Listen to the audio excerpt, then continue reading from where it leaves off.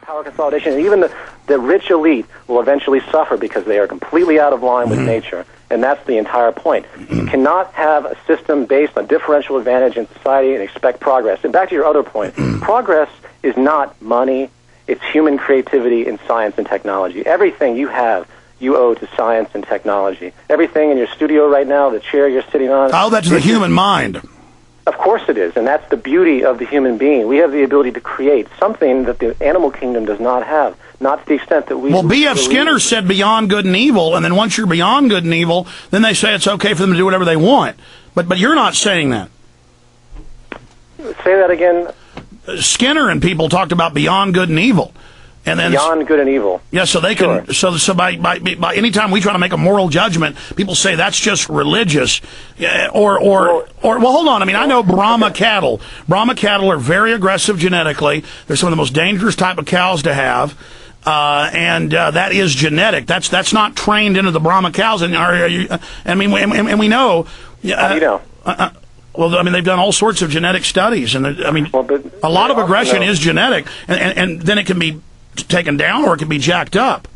Sure, but I think you'll tend to find, though, there's a lot of discontinuous information, a lot of bad research that's gone into the geneticist ideologies. For example, the reason that these cattle might be violent has nothing to do with their genetics. It's the fact that they're born into this violent herd, and they condition those responses. This is the nature with all dogs. This is the nature, there's a cliche of Rottweilers being mean. This isn't true. It just happens to be that the people that get these Rottweilers do so with a specific intent, and the statistics support that they're conditioned aberrantly.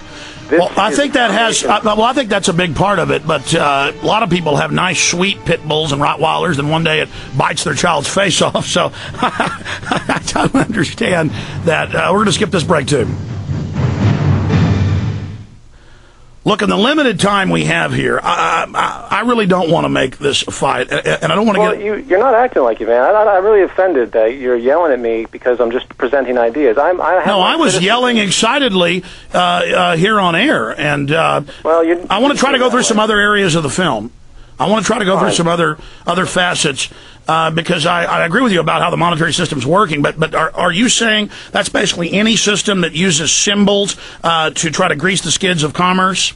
No, what I'm saying is that you're using a system of exchange that's based on scarcity, and you can't and based on differential advantage. Money is inherently a corrupt behavior-producing element. It can't be any other way because it's scarce.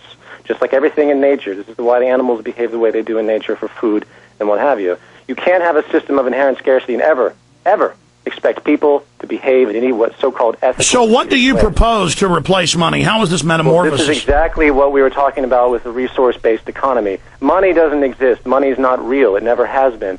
Labor, 90% of the jobs people have today, and I'm talking about employment labor. I'm not talking about human interest in working. There's a big distinction there. I think you got that wrong in your... So how does this start? Where do we get the land? Who gives it? I mean, do you take somebody's land to give it to another group? Not. Okay. Of course not. You're jumping way ahead. You have to get the ideology down first, and then the communication will begin on a vast... But don't I need to know that if an ideology is going to work good, if I'm going to sign on to it, I need to war game it out historically and try to look at it? Or I just accept the ideology first and then hope it works?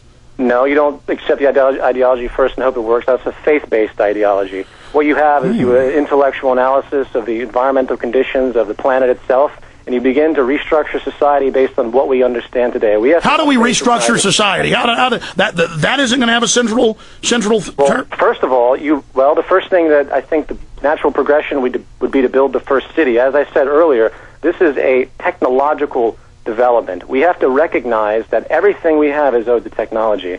It's owed to human creativity. So we can create things that relieve us of human labor. I point out this tendency, this clash we have with the labor system and human employment, labor system and automation, and this is extremely prevalent.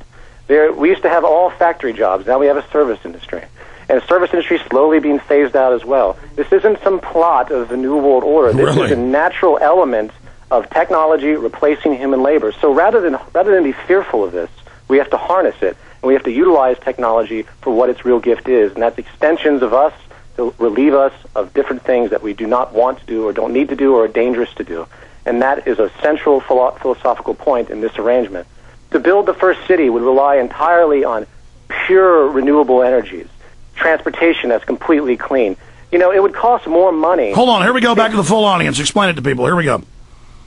Proudly presents The Alex Jones Show, because there's a war on for your mind.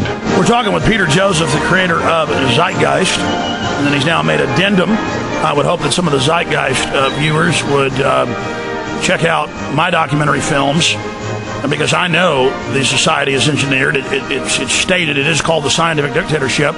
My film Endgame, Blueprint for Global Enslavement, details just a small part with specifics of what they're doing, how they understand human progression, how they want to phase humans out of involvement with the machines, with the systems, whereas this could be an empowering thing, as Zeitgeist is talking about, and I actually agree with that in a lot of the film.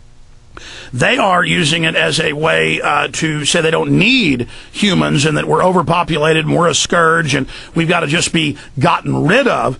And that's been widely discussed and is being pushed by the leading transhumanists, not the whole movement, and the eugenicists, the crypto-eugenicists, and others. And I was asking the fellow we're talking to with his ideas and the Venus Project ideas how we would start. And I actually agree. It would be a model system, a town, a city, an area, to be a demonstration of the future and what we could move into. But then I would ask him the question, how do you stop the establishment from trying to move in and block its development, because they're trying to block anything that decentralizes power? Yeah, it's a very good question. That is not a simple answer. Essentially, the establishment would do everything it could to stop any type of system that was self-preserving in its own way, self-sustaining, because you can't get profit off of efficiency, sustainability, or abundance. That's why our system right now, the free market as we call it, or monetary system, monetaryism as I coined, will never ever work, because you can never have a world without war or poverty on a system that's based on differential advantage and scarcity. The profit is made off of scarcity. The limited number of things available makes it more profitable. The oil companies have been raping people all past few years, or continuously since the 1970s, with this general tactic, and it's pervasive throughout the entire system. So, naturally, the establishment will reject this, and I'm very aware of that. That is why, at the end of Zeitgeist Addendum, I have a series of boycotts. When the public begins to wake up to the reality of what's possible as a human species, away from all these ridiculous institutions that have no relevance to anything, then that's when the true awakening will occur. People will try to distort the system. They will try to bomb it, do whatever. Anything could happen, but it doesn't matter, because the system will prevail, because it's based on something true. Not money, not competition, but resources and creativity. But that's what the Great Leap Forward and the Cultural Revolution said they were going to do in China. Well, obviously it didn't work, and there's probably many good reasons for that, because China is a monetary system too. Look, that's why the world system has to change. That's why the human value system has to begin to understand what's going on. I'm not saying this is an easy thing to do. What I'm saying is that this is the next step. You have to have world unification intellectually to understand the planetary resources and what's capable on it. But see, then people won't unify, so what do you do about them? They're going to hold it back. Well, then they make that decision, and they sit in their world. You can have sadly enough, there's no perfect scenario here. Oh, there's no us against them? No, there's no us against them. If someone wants to do something else, they do it. No one's eradicated, as you belligerently put in your October 8th. This is a silly, silly notion. There's nothing. No, I was repeating. He was talking about classes. Everything would be eradicated. About the human value system adjusting and growing and adapting. That's what he's talking about. Well, hold on. Let's play that clip. That's let me play that clip. That's the clip we were playing last week, John. Which sounds very similar to the H.G. Wells stuff, but not the H.G. Wells clip. It was the clip number 10 is what it's called. Go ahead and play that. We're such an abominable, sick society that we won't make the history book. They just say that large nations took land from smaller nations, used force and violence. You'll get history talked about as corrupt behavior all the way along until the beginning of the civilized world. That's when all the nations work together. World unification, working toward common good for all human beings, and without anyone being subservient to anyone else, without social stratification, whether it be technical elitism or any other kind of elitism, eradicated from the face of the earth. The state does nothing because there is no state. There is no state. Okay, I don't think I was saying I heard similar things from the communist and the Fabian socialist. If you go back to your YouTube clip, you specifically project out to your audience that it's an eradication by guns to the head. And if you don't even try to deny it, Alex. No, what I'm saying is what I said is that, no, that's what I said. I said over and over again in society, we hear all these ideas, similar things. I'm not saying it's the same, and I'm not saying there isn't a lot of value in what you're saying. I'm saying what happens in the process of getting there generally turns out pretty bad.